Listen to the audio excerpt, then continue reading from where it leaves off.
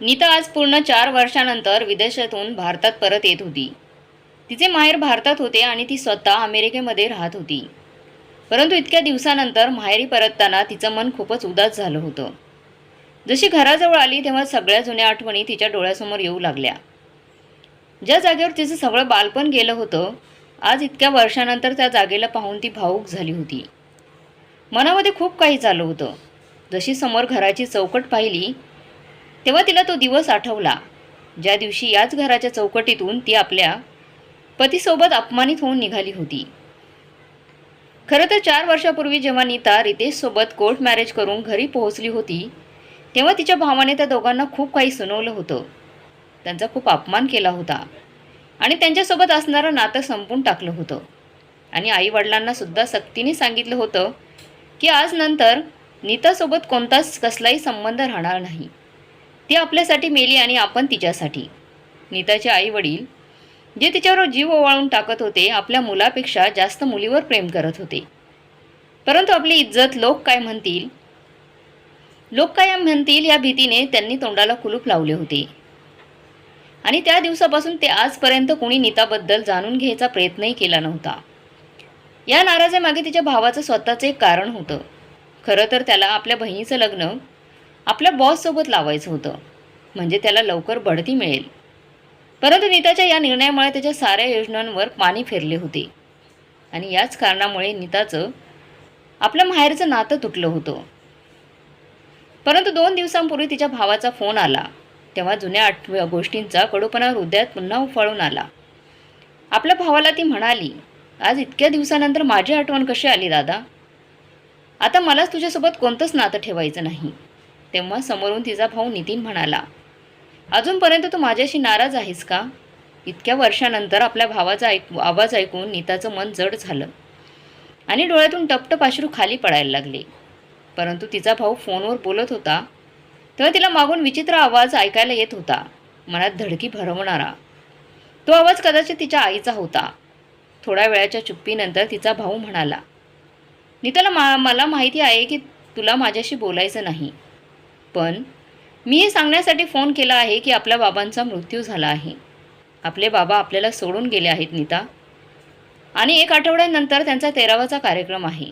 जर तुला शक्य असेल तर येऊन जा, त्यांच्या आत्म्याला शांती मिळेल. बाबांच्या मृत्यूची बातमी ऐकताच जसे काय नीताचं हृदय एका क्षणासाठी बंद पडलं होतं. त्या क्षणी तिने फोन कट केला होता आणि जोरजोराने रडू लागली होती की इतक्या वर्षानंतर फोन आला, तो पण बाबांची मृत्यूची बातमी घेऊन, ती अशा प्रकारे. थोड्याच वेळात तिचा पती रितेश घरी पोहोचला. तेव्हा नीताला जोरजोरात रडताना पाहून तो हैराण झाला. काय झालं आईने? तू ठीक तर आहेस ना? तू अशी का रडत आहेस? तेव्हा नीता म्हणाली, नितीन, दादाचा फोन आला होता. बाबा आता या जगात राहिले नाहीत. हे ऐकून रितेशने रडणाऱ्या नीताला मिठी मारली आणि तिला समजावून शांत केले. मग नीता म्हणाली, आपल्याला आजच भारतात निघायला हवं. तेव्हा रितेश म्हणाला, पण नीता, ऑफिसमध्ये आमचं इन्स्पेक्शन चालू आहे, त्यामुळे मला भारतात जायला शक्य होणार नाही. यावर नीता म्हणाली, काहीच हरकत नाही, मी आज संध्याकाळच्या फ्लाईटने भारतात जाईन. पण नीता, तू एकटी कशी? काळजीच्या स्वरात रितेशने विचारलं. तेव्हा नीता म्हणाली, तुम्ही काळजी करू नका, मी माझ्या मैत्रिणीला फोन करेल. भारतात ती मला एअरपोर्टला न्यायला येईल. यावर रितेश म्हणाला, ठीक आहे, तर मग मी तुझं तिकीट बुक करतो. पण एक गोष्ट लक्षात ठेव, तिकडे जास्त दिवस थांबू नकोस. इकडे लवकरात लवकर येण्याचा प्रयत्न कर. संध्याकाळी बॅग भरताना नीताला आपल्या आईची आठवण झाली. तिला समजत नव्हतं की तिची आई इतक्या विचित्र आवाजात का ओरडत होती, का रडत होती. तिला आपल्या आईची काळजी वाटू लागली होती. थोड्या वेळाने आपल्या पतीला निरोप देऊन नीता भारतात जाणाऱ्या फ्लाईटमध्ये बसली. परंतु वेळ मात्र जात नव्हता. राहून राहून बाबांची आठवण आणि आईची काळजी तिला खात होती. मग लहानपणीच्या छोट्या मोठ्या आठवणी येऊ लागल्या. तिचे बाबा लहानपणी तिचे खूप लाड करत होते. तिच्या प्रत्येक छोट्या मोठ्या गोष्टींची बाबा काळजी घ्यायचे. भाऊ बहिणीमध्ये जेव्हा भांडणं व्हायची तेव्हा बाबा नेहमीच नीताची साथ द्यायचे. मग असं काय झालं की हा सगळा विचार नीता करतच होती की तिच्या कानावर आवाज पडला की फ्लाईट नागपूरला पोहोचणार आहे. कृपया आपले बेल्ट लावून घ्या. हे ऐकल्यानंतर नीताच्या डोळ्यामध्ये एक चमक आली होती. परंतु पुन्हा 4 वर्षानंतर घरी जाण्याच्या आनंदाला बाबांच्या मृत्यूच्या दुःखाच्या चादरीने झाकून घेतले होते. जशी नीता एअरपोर्टमधून बाहेर निघाली तेव्हा तिची मैत्रीण सायली हात हलवून तिला आपल्याकडे बोलवत होती. नीता आणि सायली बालपणीच्या मैत्रिणी होत्या. एकमेकींच्या त्या बेस्ट फ्रेंड्स होत्या. परंतु नीता विदेशात गेल्यानंतर त्या वेगळ्या झाल्या. पण त्या नेहमी फोनवर एकमेकींची हालचाल विचारायच्या. नीताच्या लग्नानंतर सायलीचं सुद्धा लग्न झालं होतं. तिचे पती एक डॉक्टर होते. खूप वर्षानंतर आज एकमेकींना भेटून दोघींच्या डोळ्यात अश्रू आले होते. सायली म्हणाली, चल नीतू गाडीमध्ये बस, आधी आपण माझ्या घरी जाऊ. तेव्हा नीता म्हणाली, मी तुझ्या घरी परत येईन, आधी मला माझ्या आईला भेटू दे, मला त्यांच्या घरी सोड, माझ्या घरी सोड. ठीक आहे, जसं तुला ठीक वाटेल, असं म्हणून सायलीने गाडी स्टार्ट केली आणि दोघे गप्पा मारू लागल्या. गप्पा मारता मारता वेळ कशी निघून गेली कळलंच नाही. नीता म्हणाली, मला इथेच सोड. सायली, मला इथेच सोड, मी इथून चालत जाईन, उद्या आपण भेटूया. असं म्हणून सायलीचा निरोप घेऊन नीता गाडीतून खाली उतरली. परंतु जशी ती पुढे चालू लागली तिचे हृदयाचे ठोके वाढू लागले. कानात 4 वर्षापूर्वी भावाने बोललेले कडू शब्द तिच्या कानात घुमत होते. घराच्या बाहेर पोहोचले तेव्हा आसपास खूपच शांतता होती. त्यामुळे तिला थोडा संशय आला. मनामध्ये एक अनोळखी भीती येऊ लागली. जशी दरवाजावरची बेल वाजू लागली तेव्हा तिने पाहिले की दरवाजा तर खोललेलाच होता. तिने दरवाजा ढकलून जसा पाय आतमध्ये ठेवला त्या क्षणी आईच्या खोलीतून दरवाजा खटखटण्याचा आवाज येऊ लागला आणि मग अचानक कोणीतरी दरवाजा जोरजोरात वाजवू लागले. तेव्हा गुलाबी साडी घातलेली नटून थटून एक तरुणी पाय आपटत त्या खोलीकडे गेली आणि दरवाजा खोलून आतमध्ये असणाऱ्या महिलेवर जोरजोरात ओरडायला लागली. काय झालं आहे, काय ओरडतेस एवढी, तुला दरवाजा तोडायचा आहे का? तेव्हा ती वयस्कर महिला भीतीने एका कोपऱ्यात जाऊन बसली. त्या वयस्कर महिलेचे केस विखुरले होते आणि शरीराचा फक्त सापळाच राहिला होता. हे सर्व दृश्य पाहिल्यानंतर दरवाजावर उभी असणाऱ्या नीताला खूप मोठा आश्चर्याचा धक्का बसला.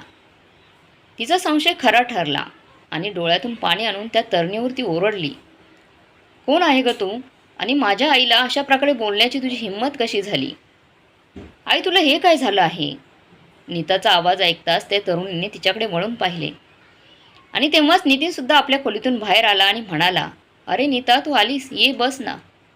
आणि मग त्या गुलाबी साडी घातलेल्या तरुणीकडे इशारा करत म्हणाला, अगं ही मोना आहे माझी बायको आणि मोना ही नीता आहे. तेव्हा मोना म्हणाली, अरे मी तर ओळखलेच नाही, ते म्हणजे आजपर्यंत कधी भेटलो नाही ना आम्ही, त्यामुळेच. अरे म्हणून तू अजूनपर्यंत उभी आहेस, नीतासाठी चहा पाणी घेऊन ये, किती लांबून आली आहे ती. नितीन आपल्या बायकोला म्हणाला. परंतु आपल्या आईची अशा अवस्था पाहून नीता अजूनपर्यंत स्तब्ध उभी होती. मग नितीन अश्रू गाळत म्हणाला, बघ ना नीता, सगळ्या संकटाचा डोंगर आपल्यावरच पडायला होता. तिकडे बाबा निघून गेले आणि ती बघ, आणि इकडे बघ आईची काय अवस्था झाली आहे. पण आईला झालंय तरी काय, आणि तू तिला खोलीमध्ये का बंद केलं आहे? यावर नितीन म्हणाला, नीता, अगं आईचं मानसिक संतुलन बिघडलं आहे. आजारपण तर तिचं पहिल्यापासून चालूच होतं, पण बाबा गेल्यानंतरही एकदम वेड्यासारखं करायला लागली आहे ती.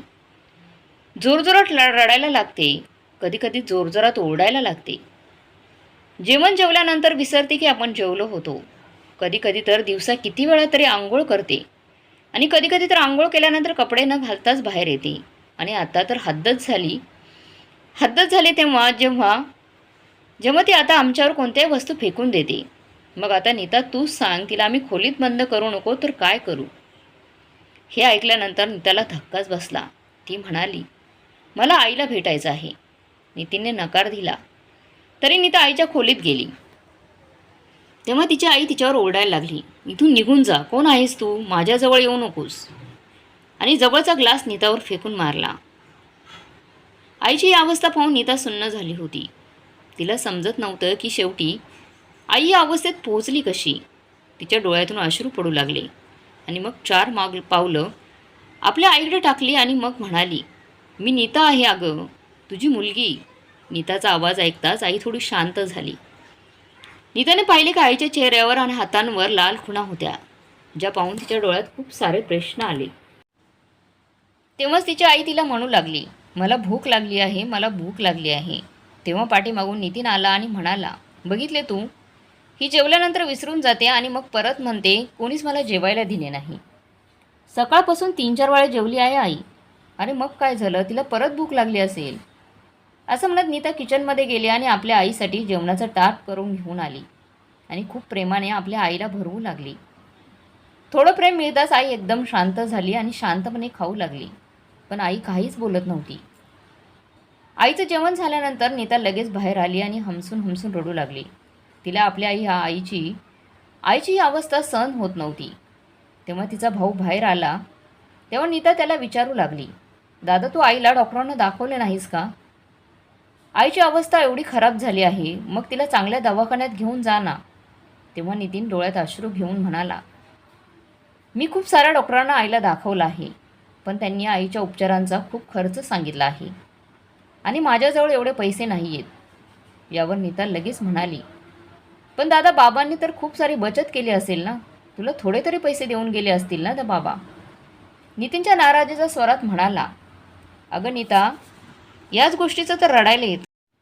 बाबांनी आपली सगळी बचत एका एफ-डीच्या रूपात बनवली आहे आणि त्यांनी आपली एफ-डी आणि आपली सर्व जमीन तुझ्या नावे केली आहे.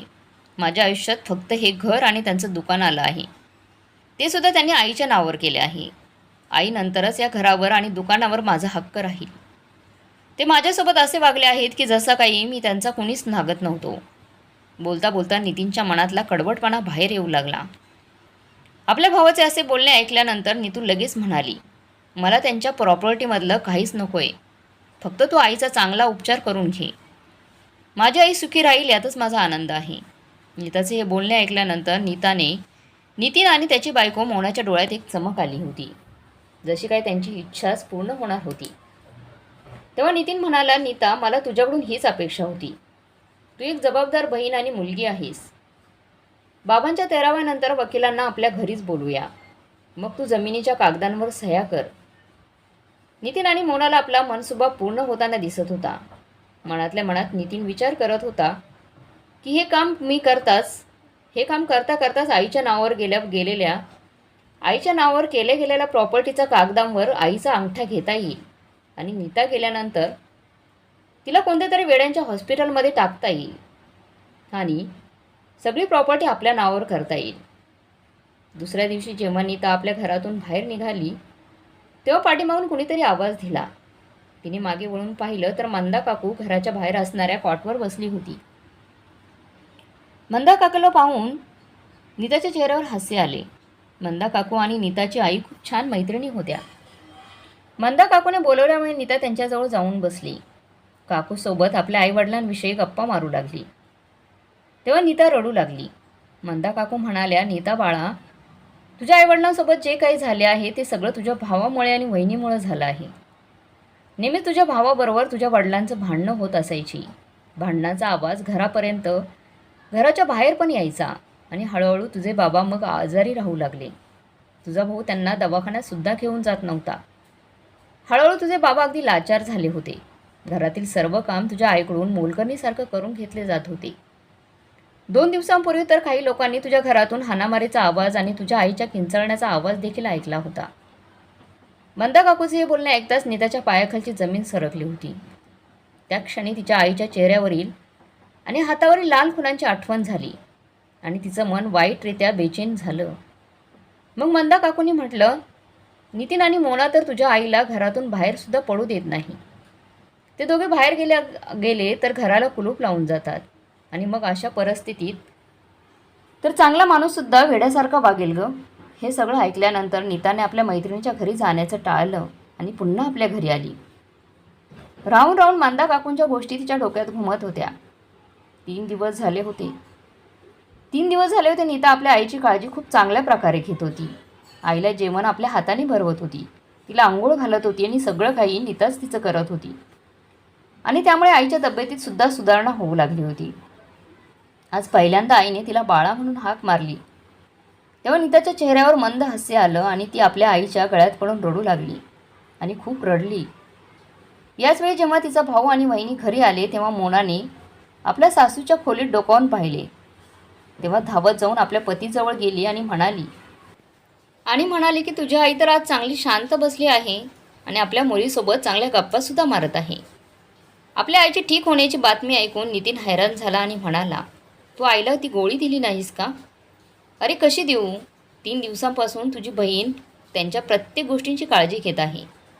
खाण्यापिण्यापासून तर त्यांची साफसफाईपर्यंत सगळं काम तुझी बहीणच करते. मला त्यांना गोळी देण्याची संधीच भेटली नाही. मोना नाराज होत नितीनला म्हणाली.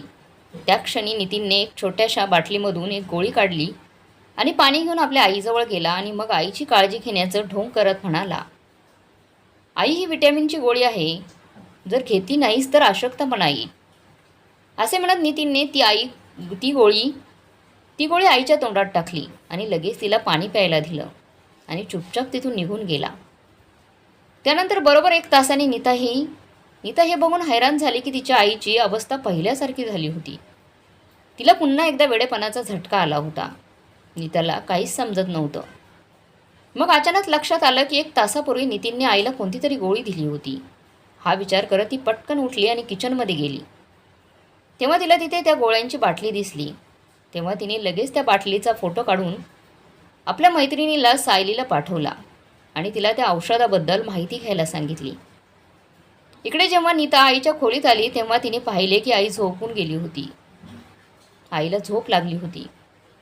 त्यावेळी खूपच ती स्वतःला लाचार समजत होती आणि तिला खूप एकटेपणा जाणवत होता. आज तिला आपल्या बाबांची खूप आठवण येत होती.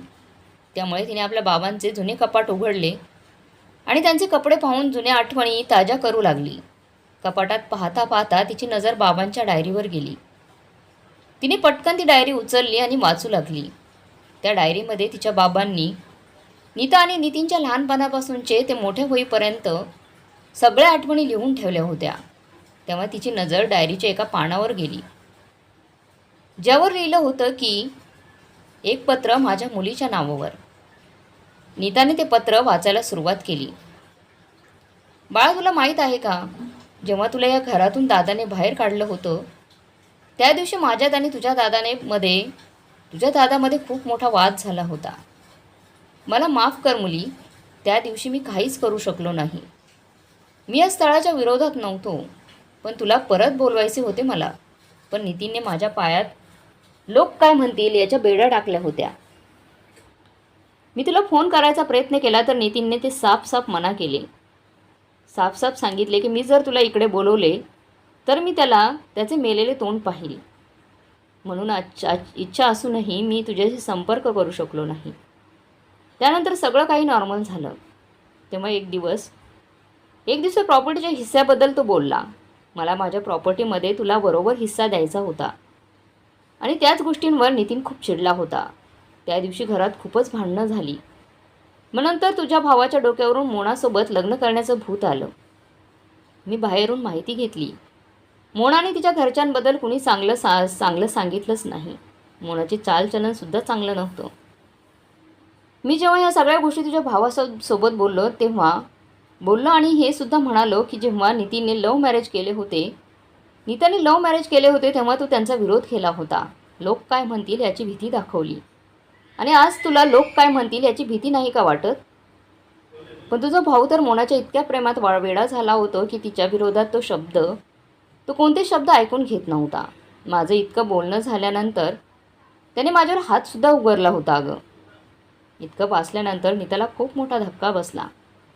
तिला खूप आश्चर्य जाणवलं आणि विचार करत होती की आईवडिलांवर हात उचलणे हा कुठला धर्म आला. तिला आज आपल्या भावावर खूप राग येत होता. ती स्वतःला म्हणाली, मन तर करते की आत्ताच जाऊन दादा आणि बहिणीच्या तोंडावर जोरदार थप्पड मारून येऊ. आपल्या आईवडिलांवर केलेल्या अत्याचाराचा बदला घेऊ. पण नाही, जे काही या लोकांनी केले आहे त्याचा बदला फक्त थप्पड मारून घेतला जाऊ शकत नाही. पुन्हा ती पत्र पुढे वाचू लागली. तुझ्या भावाचा विरोध असून सुद्धा मी माझ्या प्रॉपर्टीचे 2 हिस्से केले. कारण मला माहिती होती की जर मी सगळं काही नितीनच्या नावावर केलं तर उद्या आम्हाला तो विचारणार सुद्धा नाही. माझी आणि तुझ्या आईची जी अवस्था आहे ती फक्त तुझ्या भावामुळे आणि बहिणीमुळे झाली आहे. पण माझ्या मुलीवर खूप पूर्ण विश्वास आहे. ती खूप समजूतदार आहे. माझा आशीर्वाद कायमच तुझ्यासोबत असेल माझ्या बाळा. शक्य असेल तर मला माफ कर मुली. तुझा अभागी बाप. आपल्या बाबांच्या डायरीत ठेवलेले ते पत्र वाचून नीता हमसून रडू लागली. त्याचवेळी तिने आपल्या मैत्रिणीला फोन केला. हॅलो सायली, कुठे आहेस तू? मला तुला भेटायचं आहे. तेव्हा सायली म्हणाली, हो नीतू, मी तुलाच फोन लावायला घेतला होता. मला या गोळ्यांबद्दल तुला काहीतरी सांगायचं आहे. ठीक आहे, मी आत्ताच तिकडे येते. असं बोलून नीताने फोन ठेवला आणि लगेच आपल्या मैत्रिणीला भेटायला निघून गेली. जशी नीता सायलीजवळ पोहोचली तेव्हा सायलीने हैराण होऊन तिला विचारले की नीतू, तू ज्या गोळ्यांची बाटलीचा फोटो मला पाठवला होता त्या गोळ्या कोणासाठी आहेत? तेव्हा नीताने सांगितलं की त्या गोळ्या माझ्या आईच्या आहेत. मला हे जाणून घ्यायचं होतं की त्या खरंच गोळ्या व्हिटॅमिनची आहे की दुसरे कोणत्या गोष्टीची आहे. तेव्हा सायली म्हणाली, नीतू, मग तर तुझ्या घरात खूप मोठं षडयंत्र चाललेलं आहे. कारण या गोळ्या काही सामान्य गोळ्या नाहीत. त्या गोळ्या माणसाचं मानसिक संतुलन बिघडणाऱ्या आहेत. त्या गोळ्या माणसाचं मानसिक संतुलन बिघडवणारे आहेत आणि एका वेळेनंतर त्या माणसाची अशी अवस्था होऊन जाते की तो पूर्णपणे वेडा होऊन जातो. सायलीचं असं बोलणं ऐकल्यानंतर नीताला आपल्या कानांवर विश्वास बसत नव्हता की तिचा भाऊ इतका नीच हरकत करू शकतो. जमीन आणि प्रॉपर्टीसाठी आपल्या जन्मदात्या आईला वेडं बनवण्याचा प्रयत्न करत होता तो. त्याचवेळी धक्क्यामुळे नीता तिथे सोप्यावर डोक्यावर हात लावून बसली आणि मग नीताने डायरीमध्ये लिहिलेल्या साऱ्या गोष्टी आपल्या मैत्रिणीला सांगितल्या. हे देवा, इतका मोठा धोका! तुझ्या दादा वहिनींनी इतका मोठा प्लॅन बनवला होता फक्त आणि फक्त प्रॉपर्टी आणि जमीन आपल्या नावावर करण्यासाठी. सायली आश्चर्याने नीताला म्हणाली होती. नीता तर रागाने लालबुंद झाली होती आणि म्हणाली, प्लॅन तर आता मी बनवणार आहे आणि सायली, मला तुझी साथ पाहिजे. तेव्हा सायली म्हणाली, मी कायमच तुझ्यासोबत आहे. नीतू, तू काळजी करू नकोस. सांग मला काय प्लॅन आहे. दोघींनी आपापसात काहीतरी विचार केला आणि काही वेळानंतर नीता परत घरी आली. दुसऱ्या दिवशी सकाळी नीताने आपल्या भावाला नितीनला सांगितलं की दादा बाबांचा 13वा झाला की मी एअरपोर्टवर निघून जाईन. माझी संध्याकाळची फ्लाईट आहे. तेव्हा नितीन गोंधळून म्हणाला की अरे पण मला तर तुझ्याकडून कागदांवर सह्या करून घ्यायच्या आहेत. तुला जर जायचे आहे तर मी आजच वकील साहेबांना फोन करतो आणि उद्या 13वाचा कार्यक्रम संपला की तू जमिनीच्या कागदांवर सह्या कर आणि मग निघून जा. दुसऱ्या दिवशी सकाळी ठरल्या वेळी पंडित पोहोचले आणि 13व्याचा विधी सुरू झाला. प्रवचन झाल्यानंतर पंडितजींनी नीताच्या बाबांच्या आत्म्यासाठी शांतीची प्रार्थना केली आणि मग काही नेते मंडळी माईकवर येऊन त्यांच्याबद्दल आपले चांगले विचार व्यक्त करू लागले. आणि मग नितीन उठला आणि माईकवर आपल्या वडिलांना देव म्हणत त्यांच्याविषयी चांगले बोलू लागला. नीताचं मन होतं की त्या क्षणी उठावं आणि त्याचा खरा चेहरा सगळ्या लोकांसमोर आणावा. परंतु त्यावेळी तिने स्वतःला रोखले, कारण ती कोणाची तरी वाट पाहत होती. नितीनने सगळ्याच लोकांसमोर चांगल्या व्यक्ती करण्याचं ढोंग केलं होतं. थोड्या वेळानंतर नीतालाही आपल्या वडिलांबाबत बोलण्यासाठी सांगितलं. तेव्हा नीता आपल्या बाबांना श्रद्धांजली देताना बोलू लागली. तेव्हा तिची नजर नितीनवर गेली, जो वकिलांसोबत बसला होता आणि जमिनीचे कागद बघत होता. नीताचे डोळे अश्रूने भरले होते. तेव्हा तिने गेटकडे पाहिलं. तेव्हा सायली आपल्या पतीसोबत पोहोचली होती. आता तिचे मनोबल वाढले होते. आपल्या बाबांबद्दल बोलायला पाठवल्यानंतर नीता बोलू लागली की मला तुमच्यासोबत खूप महत्त्वाचं बोलायचं आहे. तुम्हा लोकांना कदाचित माहीत नाही की माझ्या भावाच्या नजरेमध्ये माझी लायकी फक्त एका जमिनीच्या तुकड्याची आहे. नीताचे हे शब्द ऐकल्यानंतर सगळे लोक हैराण होऊन नीताकडे पाहू लागले. मग नीता बोलू लागली, हो खरंच, ती जमीन जी माझे बाबा माझ्या नावावर करून गेले होते त्याच जमिनीसाठी मला बोलवणं आलं आहे. तर ती जमीन माझ्या नावावर नसती तर मला माहीतसुद्धा नसतं पडलं की माझे बाबा या जगात नाही आहे. त्याचवेळी तिचा भाऊ नितीन उभा राहिला आणि रागाने तिच्याकडे पाहू लागला.